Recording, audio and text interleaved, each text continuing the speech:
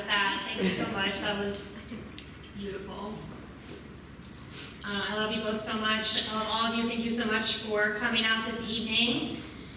What you are doing to help us reach and support teenagers battling cancer is just incredible. And before I really kick off my speech, I do want to start tonight by giving a toast, which is why I asked for my wine. And all survivors, please stand, and all parents of teens with cancer, please stand, if you're comfortable doing so.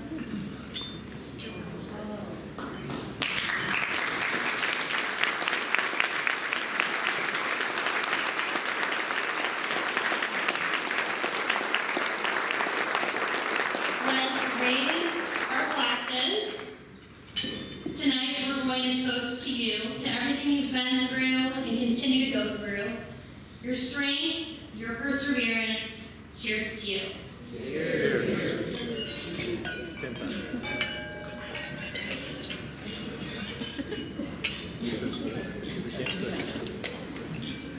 Okay.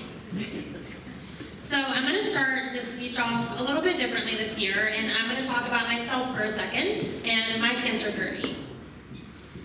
Now, if you know me or are close to me, you know that I'm not one to discuss my cancer, medical hardships, frustrations, talk about doctor's appointments, or generally complain about how much it all sucks, unless you're my parents. But lately I've been trying to open up. I've taken daily oral chemo since 2014, changed to a new one in 2021, and it's about time I started opening up, talking about it.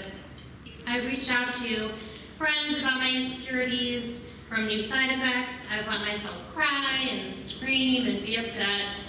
I've even started going to therapy to finally start talking about what I went through. What I went through as a teenager. What I went through when I was 17, 21, what I'm going through now at 29. There are so many things that go on behind the scenes.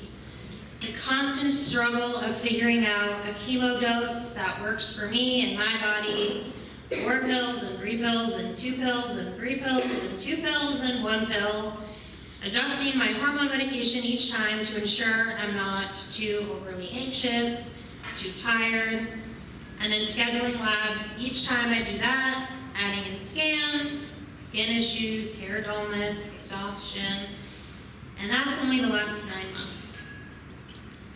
Looking back, what I went through as a teenager and through the end of college was traumatic.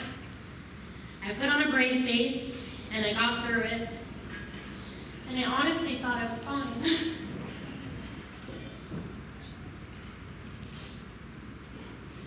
But looking back and remembering what I had to endure, all of my health-related difficulties and misfortunes, all the surgeries, blood work, scans, medications, I don't think I ever took a step back to look at everything that was actually happening to me. Being a teenager, and especially an older teenager, all I cared about was not missing out on anything, or FOMO. The Friday night football games, prom, going away to college parties, starting classes, seeing friends on the weekends. It was almost like I blacked out everything that was going on just so I could make it through the health stuff quickly and go back to feeling as normal as I possibly could. I highlight this theme every year, and this year is no different. Being a teenager with cancer is truly incomparable.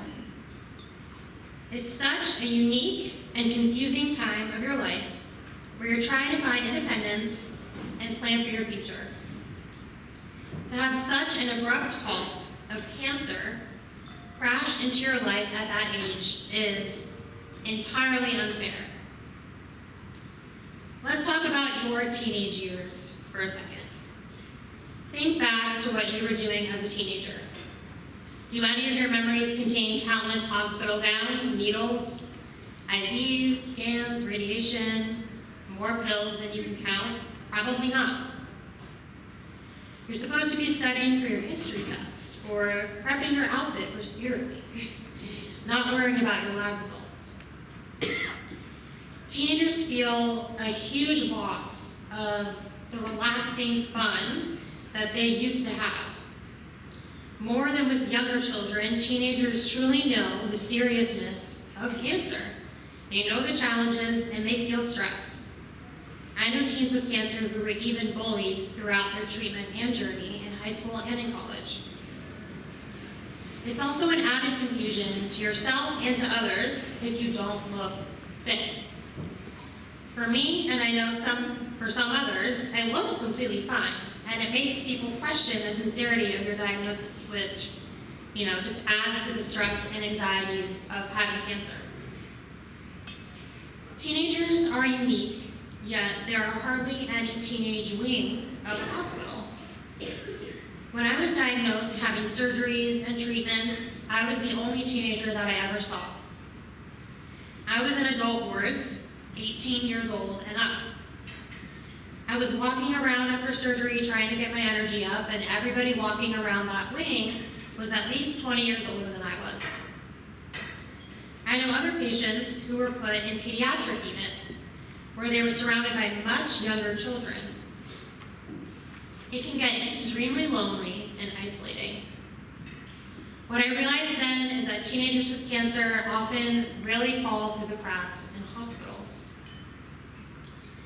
When you're diagnosed, people's first instinct is to try and support you by giving things for you to occupy your time in the hospital or at home, in treatments or in recovery. For me, I received what felt like basic toys, stuffed animals, coloring books, etc. from the pediatric ward. Even as I was recovering at home, while the care packages were appreciated, they didn't ever feel like they were personal for me at 17.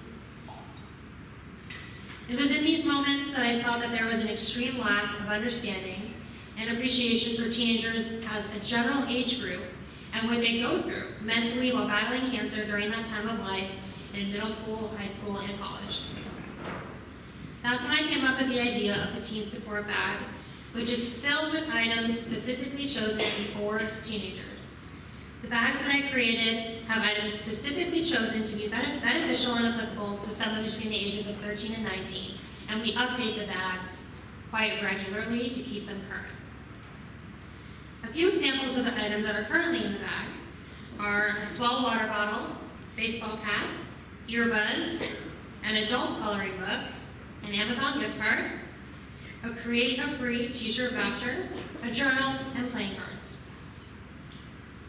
We actually had an older teenager reach out to us recently. He had just started college, and he's in his freshman year. He was participating in a cancer fundraiser on campus with 3 of his friends. He reached out to ask us if they could all have some Fight Me Cancer gear to promote the foundation. He told my mom that our bag really made a huge difference to him, and still does.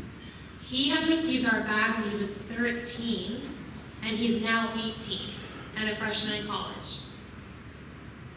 Another older teenage boy contacted us a few weeks ago saying that he was diagnosed with cancer in May of 2021 with stage 4B Hodgkin's lymphoma. He said, while I was doing chemotherapy, I received a bag from Fight Me Cancer. I remember opening that bag in bed and smiling. It brought light to a very dark day. I still have much of his contents around my room as I write this. He is now in college and had the idea of reaching out to us to see how he could create a community event in Colorado Springs that would benefit Fight Me Cancer. He said, I would be honored to help Fight Me Cancer because it helped me so much. I made our very first bag to a boy at Inova Children's in June of 2012. I am so extremely thankful and excited to announce that to date, and with our last bag stuffing, which actually took place a few weeks ago, we've given out 10,150 bags.